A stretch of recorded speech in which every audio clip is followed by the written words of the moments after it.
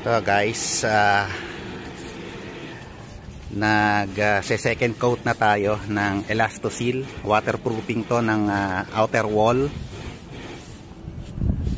Yung outer wall ng ating nire-renovate na bahay. So, yung first coat ganyan. So dahil second coat na, pa-cross na. Then, we make sure na ito kagaya sa ibabaw, we make sure na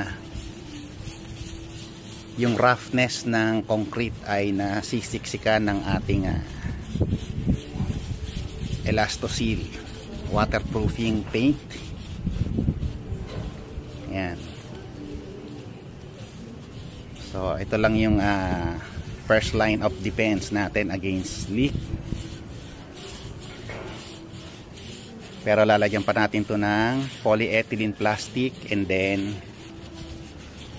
flashing yung yero.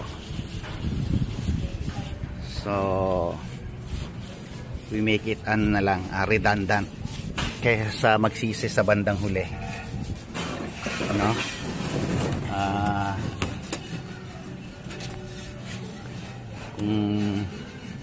Papansin nyo yung wall nyo minsan may moisture, nagmo-mold o kaya nababakbak, umaalsa yung pintura.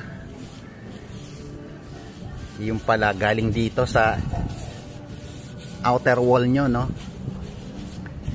Wala siyang waterproof, so kapag umulan, lalo na't matagal ang duration, hindi sisip-sip ng tubig yung ulan, and then hindi siya mag-evaporate, and then lalabas yan doon sa inner wall nyo na. So the way to prevent it is ganito. So dahil second coat, pag ganyan na tayo at titingnan nyo yung mga buta, sinisiksikan natin yan yung roughness ng concrete. Alright.